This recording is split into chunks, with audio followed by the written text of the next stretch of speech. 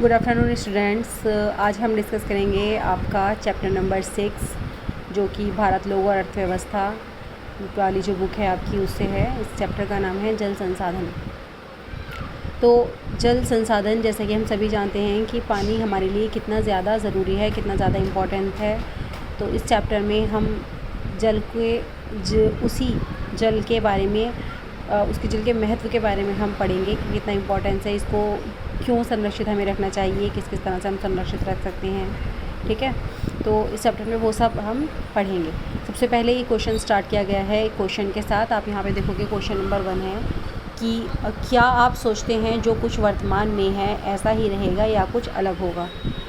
यानी कि जैसे अब है, आपको पानी किस तरह से मिल रहा है, आसानी से मिल रहा है, नहीं मिल रहा, और इन फ्यूचर आप जिस तरह से पानी को हम यूज़ कर रहे हैं, कई जगहों पर बहुत ज़्यादा पानी का इस्तेमाल किया जाता है, आवश्यकता से अधिक उसको बर्बाद किया जाता है। तो भारत में कुछ जगह ऐसी हैं जैसे राजस्थान, वहाँ पानी कम है, कुछ क्षेत्रों में पानी ज़्यादा है जहाँ पे नदियाँ हैं।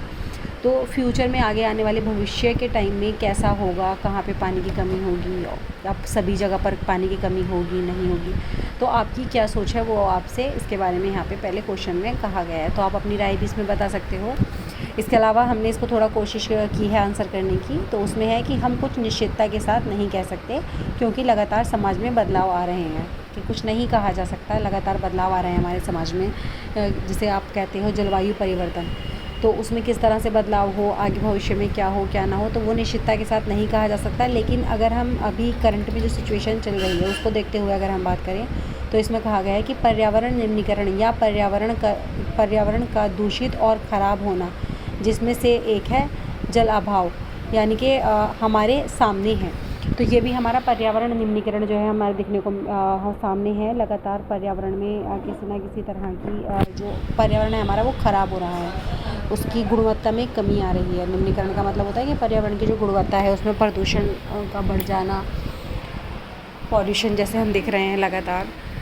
तो पर्यावरण निम्नीकरण हो रहा है, जिनमें से एक क्या है, हमारे जो संसाधन है, हमारे पास संसाधनों की कमी का होना, जैसे हमारा भूमि संसाधन खराब होना। तो यहाँ पर एक हमें बताया गया है आपका जल संसाधन के बारे में।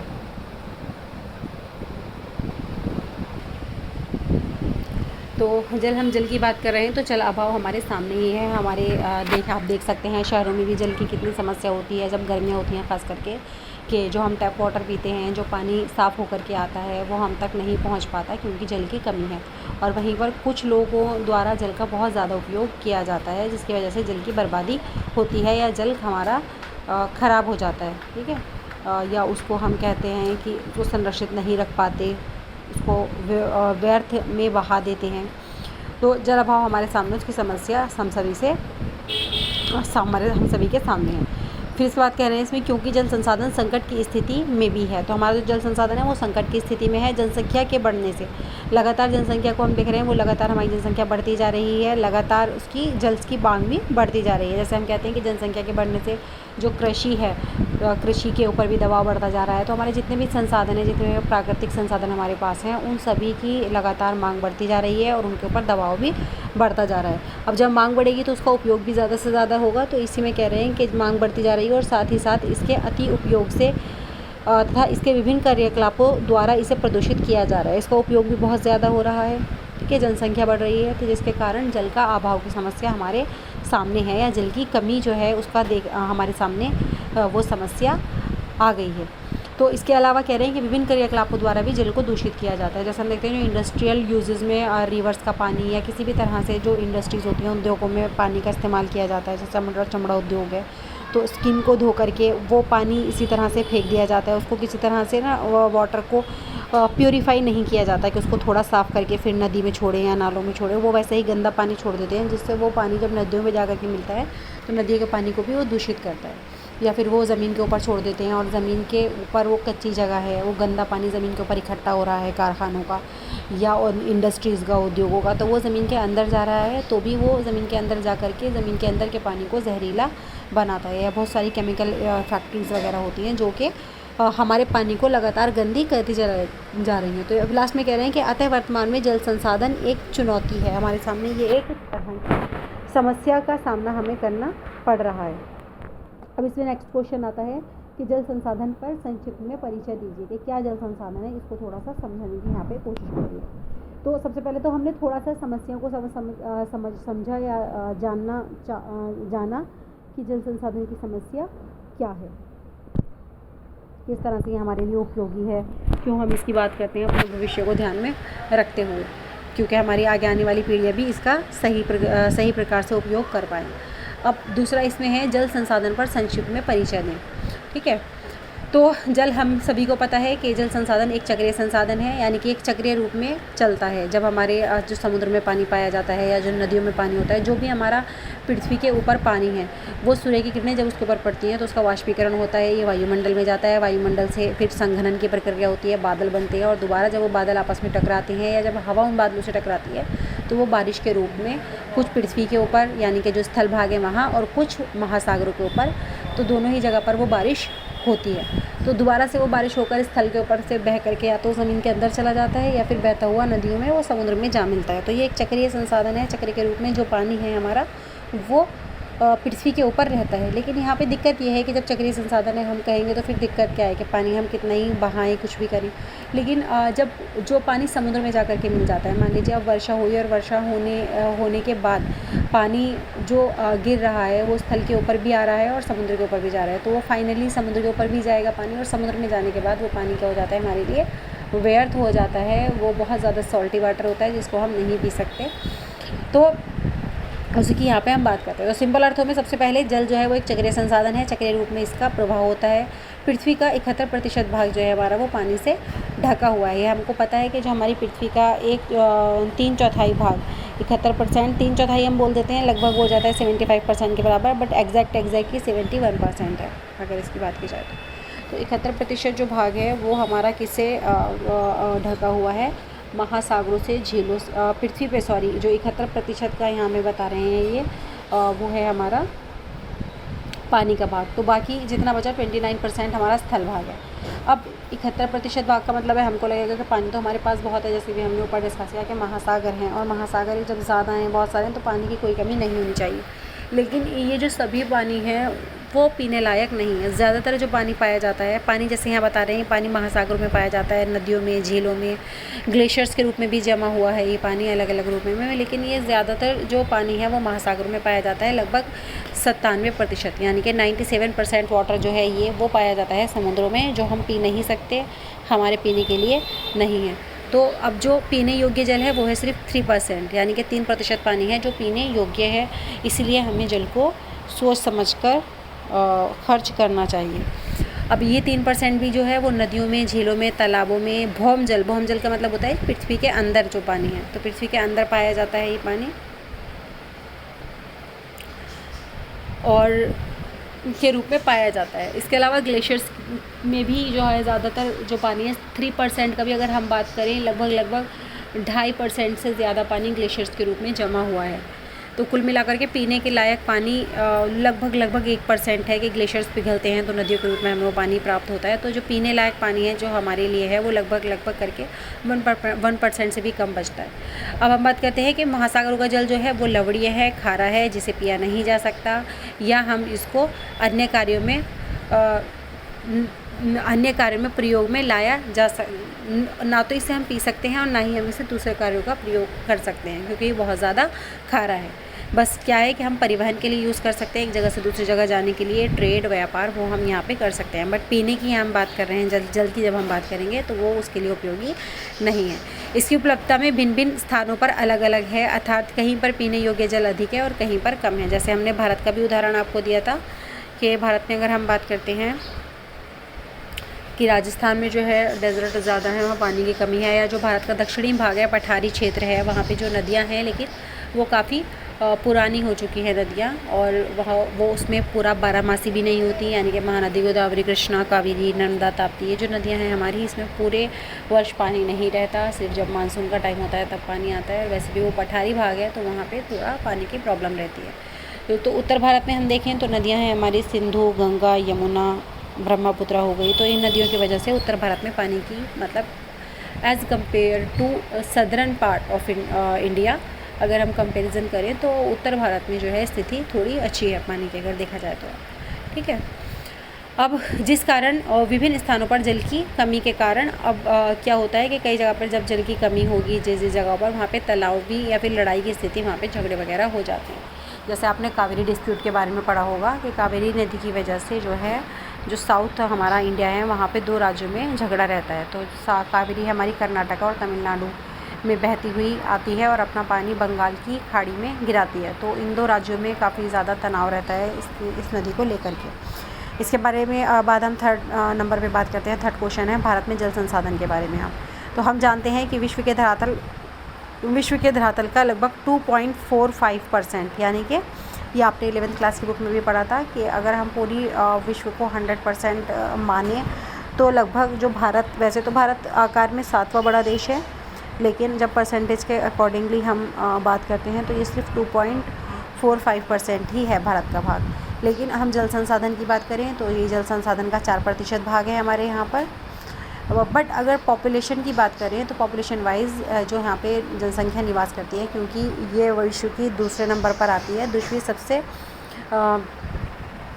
संघन बसा हुआ, संघन नहीं कह सकते, मतलब दूसरा सबसे ज़्यादा जनसंख्या वाला देश है, मतलब यहाँ सब जनसंख्या सबसे ज़्यादा है। तो 17.4% जो है यहाँ पे जनसंख्या रहती है। तो आप देखोगे, आप पोर्शन जो है वाटर का पोर्शन कम है, या तो होता है कि 17% ही यहाँ पे पानी पाया जाता है विश्व का और 17% जनसंख्या है, तो हम कहते हैं कि चलो ठीक है। लेकिन 4% बहुत कम हो जाता है, जबकि जनसंख्या यहाँ पे विश्व की 17% जनसंख्या है और यहाँ पे विश्व का ओनली 4% वाटर अवेलेबल है। तो इस प्रकार जनसंख्या के हिसाब से बहुत कम जल हमारे भारत को उपलब्ध है। अब नेक्स्ट हम बात करते हैं धरातलीय जल संसाधन। ये आपका एग्जामिनेशन पॉइंट ऑफ व्यू से भी क्वेश्चन इंपॉर्टेंट है। इसमें बात की गई है कि जो धरातलीय जल संसाधन के स्रोत के बारे में कौन कौन से होते हैं। तो इसमें जो स्रोत हैं, सबसे पहले हैं धरातलीय जल संसाधन के स्रोत, नदियाँ हैं, झीलें, तलैया, तालाब, ये सारी चीज़ें हैं जहाँ से हमें जो पानी है, जल की प्राप्ति होती है।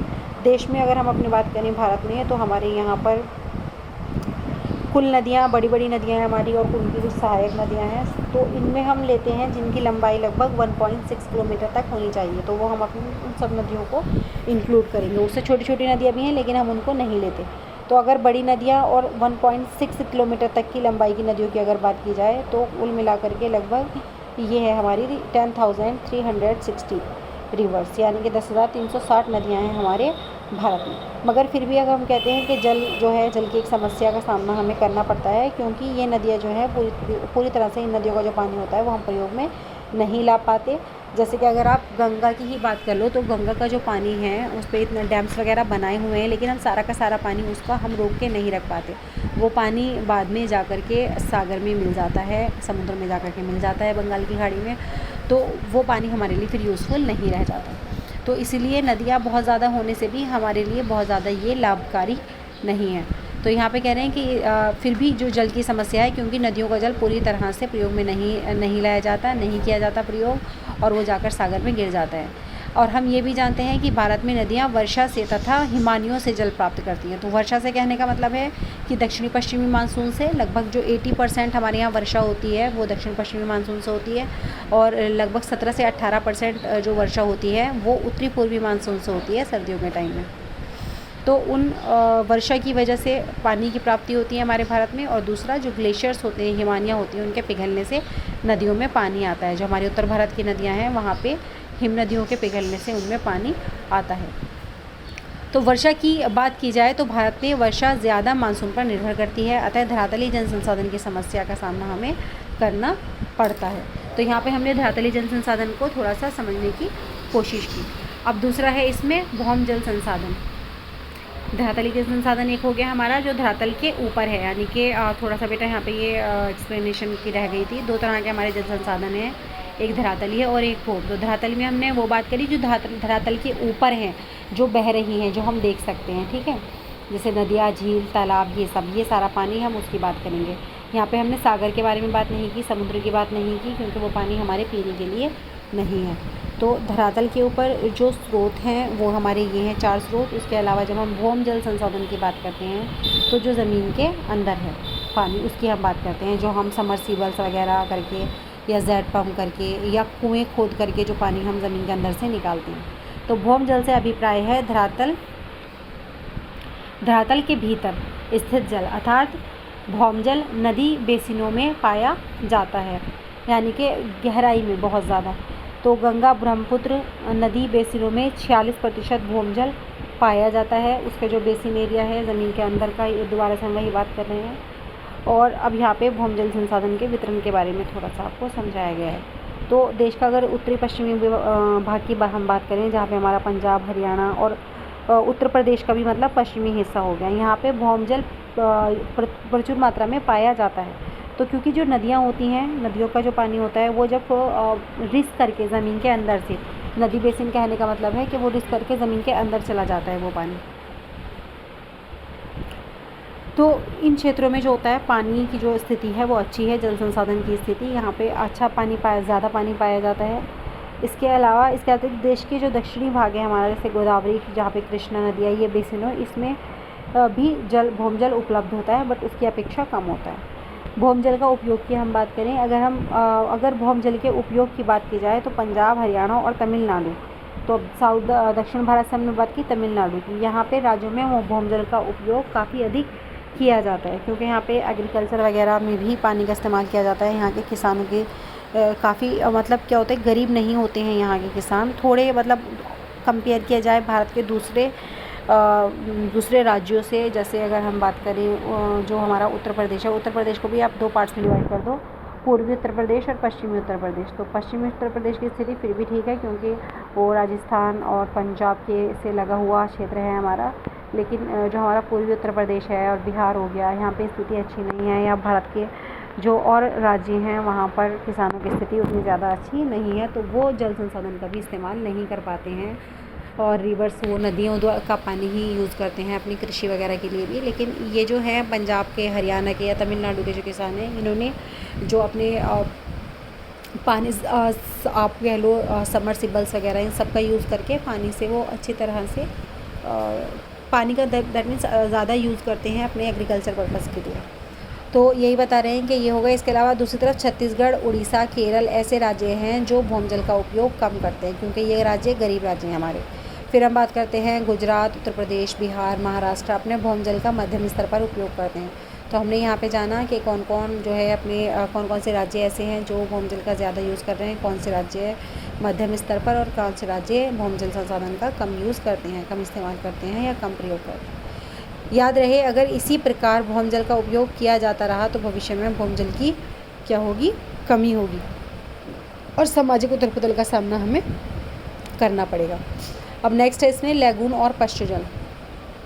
तो लैगून क्या होते हैं हमारे, हम जानते हैं कि भारत की समुद्र तट रेखा बहुत विशाल है। इसकी अगर आप बात करो गुजरात से लेकर के हम स्टार्ट करते हैं और फिर नीचे की तरफ आप आओगे महाराष्ट्र, देन गोवा, उसके बाद कर्नाटका, केरल, और फिर आप जैसे जैसे पूरब की तरफ बढ़ोगे तो आपका तमिलनाडु, उसके बाद आंध्र प्रदेश, ठीक है। तो इस तरह से आपका फिर उड़ीसा आ जाएगा, वेस्ट बंगाल। तो ये पूरी जो तटीय रेखा है हमारी, इसकी कुल लंबाई बताई गई है। वैसे ये 6100 किलोमीटर है, आपने 11th क्लास में पढ़ा है, बट हम द्वीपीय समूह को मिला करके अगर बात करते हैं जो कि हमारे अरब सागर में और बंगाल की खाड़ी में है, तो वो हमारा कितना है 7517 किलोमीटर है, ठीक है। तो इतनी हमारी जो है लंबी रेखा है, तटीय रेखा है। कुछ राज्यों में तटीय रेखा जो है बहुत ज़्यादा दंतुरित है। दंतुरित का मतलब होता है कि कटी फटी है, और इसके अलावा कुछ राज्यों की इतनी ज़्यादा नहीं होती, और इसी कारण इन क्षेत्रों में बहुत सी लैगून और झीलें बन जाती हैं। झीलें या लैगून कहने का मतलब है कि कुछ पोर्शन, लैगून में क्या होता है कि कुछ पोर्शन ज़मीन का समुद्र की तरफ आगे की ओर निकल जाता है, ठीक है। या झील बनेगी तो जैसे समुद्र का जो पानी है वो अंदर की तरफ, स्थल की तरफ भर जाएगा, और 2 साइड से मान लीजिए एक जैसे आपने वो देखा होगा चिल्का झील इसका एक अच्छा उदाहरण है। तो यहाँ थोड़ा सा मैं आपको रफली डायग्राम बना के दिखा सकती हूँ। मान लीजिए ये भारत का एक मिनट, मान लीजिए ये हमारा क्षेत्र, ठीक है, भारत का मैप है। तो ये हमारा सागर वाला पोर्शन है, इधर सागर है सारा। यहाँ पे अगर कुछ इस तरह का पोर्शन बन जाए, मान लीजिए झील सी बन जाएगी, यहाँ पे इधर कि पानी यहाँ पर भर गया, तो क्या होगा कि इसके किनारे इस तरह से निकल जाएंगे साइड में। जैसे मैंने हल्के हल्के किनारे निकालने की कोशिश की गई है, वो दोबारा से इसको एक बार साफ़ करके बना देती हूँ।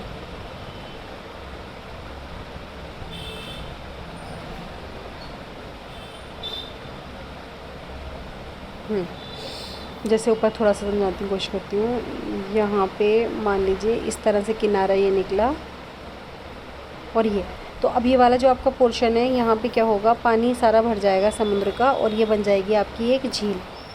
ठीक है, तो इस तरह से लैगून का क्या होता है, निर्माण होता है। सॉरी बेटा,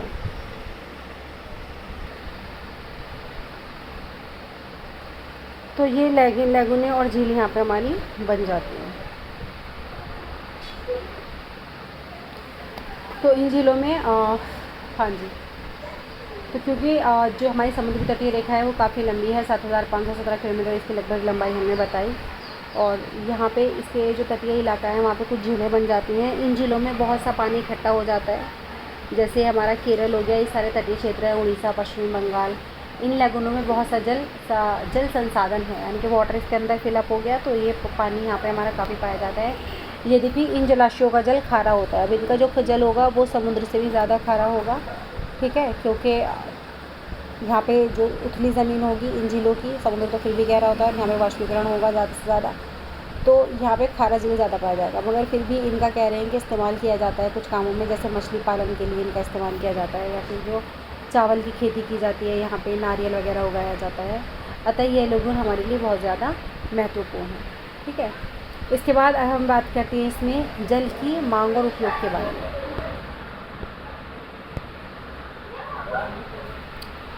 यहाँ पे आपका जल की मांग और उपयोग, तो हमको पता है कि हमारा भारत क्या है, एक कृषि प्रधान प्रदेश है, और यहाँ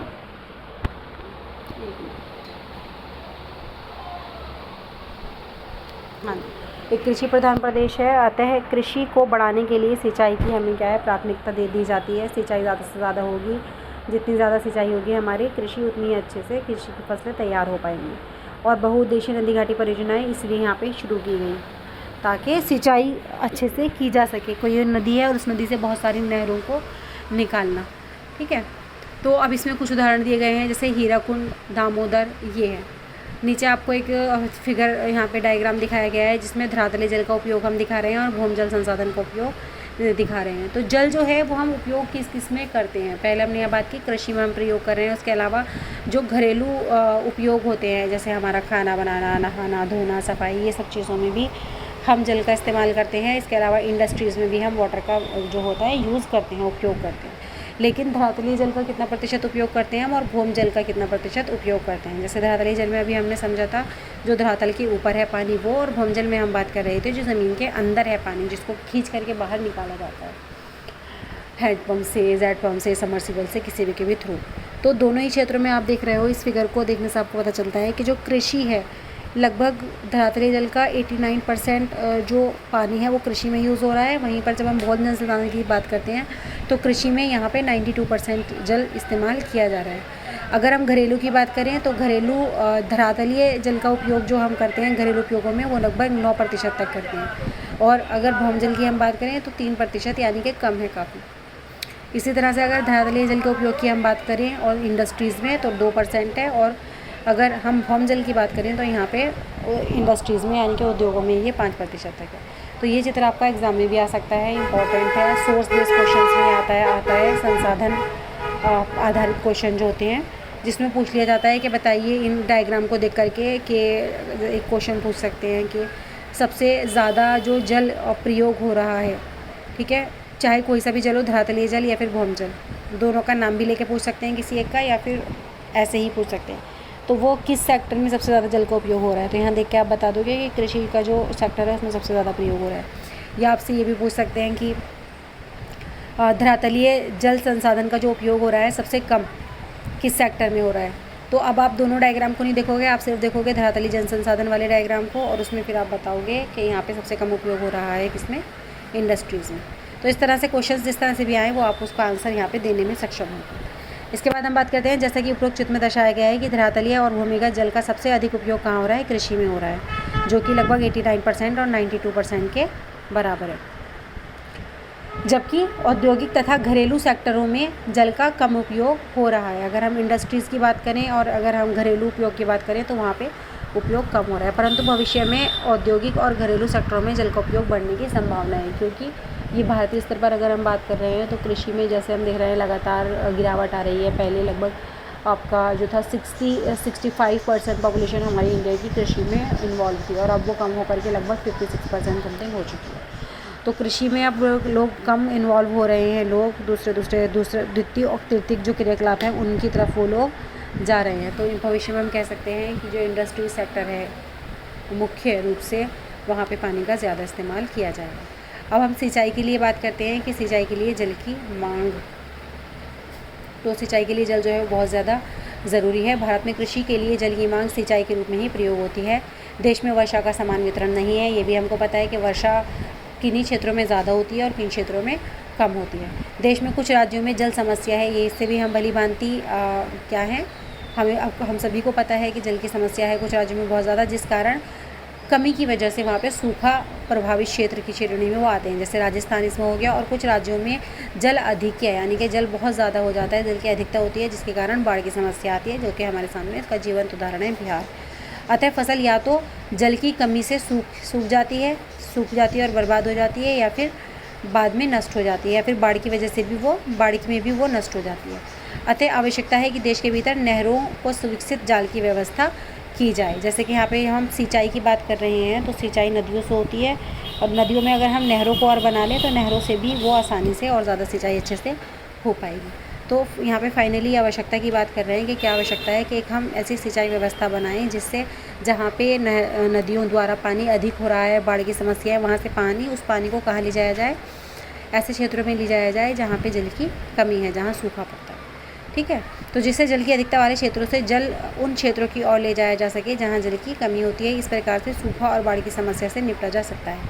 यदि सिंचाई की व्यवस्था भी होगी तो विभिन्न प्रकार की फसलों को उगाया जा सकता है। तो ये हर जगह अगर हम सिंचाई की व्यवस्था कर पाएँ, जैसे अभी हम देखते हैं राजस्थान में हम इंदिरा गांधी नहर हमने बनाई है, तो अब वहाँ पर हम क्या करते हैं, उगा सकते हैं राजस्थान में गेहूँ, चावल वगैरह भी, जबकि पहले वहाँ पे सिर्फ जौ, बाजरा, रागी, मोटे अनाज उगाए जाते थे, क्योंकि वहाँ पर पानी की कमी थी। अब इसके बाद हम बात करते हैं पंजाब, हरियाणा और पश्चिमी उत्तर प्रदेश ने इस दिशा में प्रशंसनीय कार्य किया है। जैसे कि मैंने आपको पहले ही बताया है कि ये जो क्षेत्र हैं, यहाँ के जो किसान हैं, वहाँ की उनकी आर्थिक स्थिति देश के दूसरे किसानों की अपेक्षा थोड़ी बेहतर है, तो इसलिए इन्होंने इस दिशा में प्रशंसनीय कार्य किया है। हरित क्रांति भी आप देखते हो कि इन्हीं क्षेत्रों में सबसे पहले आई थी। सिंचाई व्यवस्था को इन्होंने भलीभांति विकसित करके ये राज्य हरित क्रांति में अपना सहयोग दे पाए, और इन राज्यों में लगभग 85% तक जो क्षेत्र हैं वो सिंचित हैं, मतलब उनकी सिंचाई संभव है, वो सिंचाई आराम से वहाँ पे की जा सकती है। इसके अतिरिक्त हम बात करते हैं धरातलीय जल, यानी कि जो हमारी नदी हैं, नहरें हैं, उनके उपयोग के साथ साथ ये राज्य अपने भौम जल, यानी कि जो उनके ज़मीन के अंदर का जल है, नलकूप और कुएँ से जो निकालते हैं, का भी अधिक उपयोग करते हैं। तो ये सिंचाई के पानी का भी अधिक उपयोग कर रहे हैं, नहरों का जो पानी है, और उसके अलावा ये जो दोनों ही मतलब जल संसाधनों का अच्छे से प्रयोग ज़्यादा ये कर रहे हैं। इसके कुछ नकारात्मक परिणाम क्या पड़े हैं, ये कि हमारे सामने आए हैं कि इन राज्यों में जल स्तर काफ़ी नीचे चला गया है। जब आप पानी बहुत ज़्यादा पृथ्वी के अंदर से निकाल लोगे तो वहाँ पे जल स्तर क्या हो जाएगा, ऑटोमेटिकली नीचे चला जाएगा। और इससे एक नई समस्या क्या होती है, इस प्रकार कुछ अन्य राज्यों में, जैसे अगर हम बात करें राजस्थान की, अच्छा अब दूसरे हम बात करते हैं राजस्थान की, वहाँ पे पानी की कमी है बहुत ज़्यादा। तो राजस्थान, महाराष्ट्र में भी अत्यधिक भूमिगत जल निकालने के कारण फ्लोराइड, ये भी क्वेश्चन आपका एग्ज़ाम में आता है कि वहाँ पे किस चीज़ का संकेंद्रण बढ़ गया है, ये आप बताओ। तो ज़्यादा जल निकालने की वजह से ज़मीन के अंदर से, अगर कहीं पे से राजस्थान हो गया, वहाँ पे वैसे ही पानी की कमी है, लेकिन जिन क्षेत्रों में वहाँ थोड़ा बहुत पानी मिलता होगा, लोग उस पानी को खींचकर बाहर निकाल लेते हैं, तो वहाँ पे किसकी समस्या आ जाती है, फ्लोराइड की।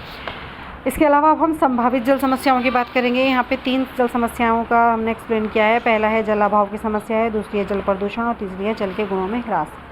तो ये संभावित जल समस्याएं हैं जो हो सकती हैं आगे आने वाले समय में भी, और बढ़ सकती हैं ज़्यादा। तो जनसंख्या वृद्धि के कारण जल की खपत भी लगातार बढ़ती जा रही है, जैसे कि हमने पहले भी स्टार्टिंग में भी चैप्टर में डिस्कस किया था। जैसा कि हमने पहले ही पढ़ा है कि घरेलू तथा औद्योग क्षेत्रों में जल का उपयोग लगातार बढ़ रहा है, तो निश्चय ही जल की कमी की समस्या भी का भी सामना हमें करना पड़ेगा। तो जल अभाव यानी कि जल की कमी, इसको आप यहाँ पे बताओगे। दूसरा है जल प्रदूषण। तो घरों से और इंडस्ट्री सब, जल प्रदूषण क्या होता है, जब हम कूड़ा कचरा फेंकते हैं, ठीक है, इंडस्ट्री से निकलने वाला कचरा या प्रदूषित जल हो गया, वो सब जब निकलता है तो ये पानी को क्या करता है, प्रदूषित करता है। और प्रदूषित जल जो होता है वो भी एक समस्या होती है, क्योंकि जब लोग उसका प्रयोग करते हैं तो वो उनके लिए हानिकारक होता है और उन्हें विभिन्न प्रकार की बीमारियों का सामना करना पड़ता है। फिर हम बात करते हैं इसमें थर्ड, जलों के गुणों में ह्रास। तो जल के गुणों में ह्रास कैसे, जल प्रदूषण स्वरूप जल पीने योग्य नहीं रह जाता। जब जल में प्रदूषण होता है तो उसे हम पी नहीं सकते और ना ही वो किसी अन्य कार्य को उपयोगी रहता है। इस प्रकार जल के गुणों में कमी आ जाती है। जल का जो गुण होता है, जल का गुण होता है कि वो रंगहीन होना चाहिए, मतलब उसमें कोई कलर नहीं दिखना चाहिए। जल का गंधहीन होना चाहिए, यानी कि उसमें किसी तरह का कोई स्मेल नहीं होनी चाहिए। और तीसरा स्वादहीन होना चाहिए, यानी कि टेस्टलेस। तो अगर किसी तरह का टेस्ट आ रहा है जल में, या उसका कलर थोड़ा दिख रहा है आपको, या फिर आपको वो गंदा दिख रहा है, तो वो पानी जो होगा आपका गंदा हो जाएगा। तो जल के गुणों का वो गंदा माना जाएगा। तो जल होना कैसा चाहिए, रंगहीन, गंधहीन और स्वादहीन। उस ऐसे पानी को स्वच्छ माना जाता है। तो इसके अलावा इससे संपूर्ण जलीय तंत्र प्रभावित होता है, जैसे गंगा, यमुना नदियाँ, प्रदूषित नदियों का जो पानी होता है वो, ये इसके जीवंत उदाहरण है। अब हम बात करते हैं, जब इतना सारा हमने जल समस्याओं के बारे में पढ़ लिया, तो लास्ट इसमें बचा है जल संसाधन। जल संसाधन जो है उसका संरक्षण और उसका प्रबंधन, के कैसे हम उसका संरक्षण कर सकते हैं, कैसे हम प्रबंधन कर सकते हैं। तो उपरोक्त चर्चा करने के बाद अवश्य ही हमें जल के महत्व का ज्ञान हो जाता है। जल के बिना जीवन की कल्पना नहीं की जा सकती। हमारी पृथ्वी पर जल तभी जीवन, जल को क्या कहा गया है, जीवन का भी कहा गया है कि जल ही जीवन है। अतः हमें जल के संरक्षण और बचाव प्रबंधन के लिए आवश्यक कदम उठाने चाहिए।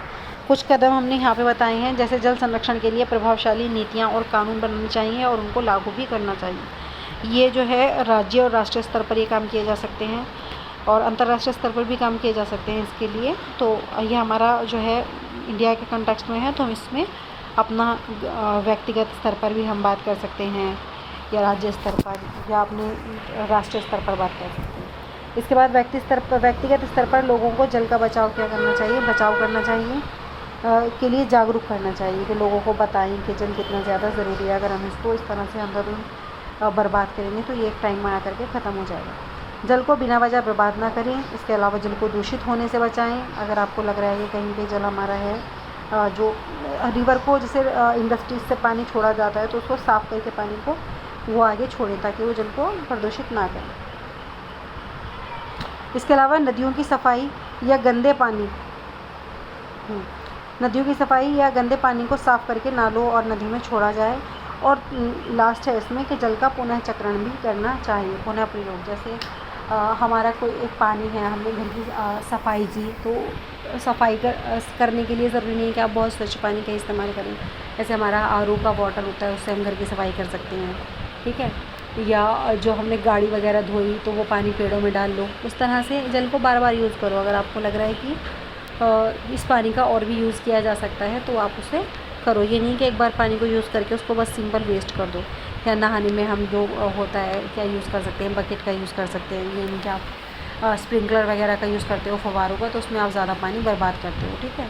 तो ये सारी चीज़ें हैं, और भी तरीके आप अपनी तरफ से सुझाएंगे बच्चा कि किस तरह से हम जल को बचा सकते हैं, सेव कर सकते हैं, संरक्षण कर सकते हैं। इसमें जो आपको लगेंगे आइडियाज़, तो यहाँ पे आपका चैप्टर एंड होता है।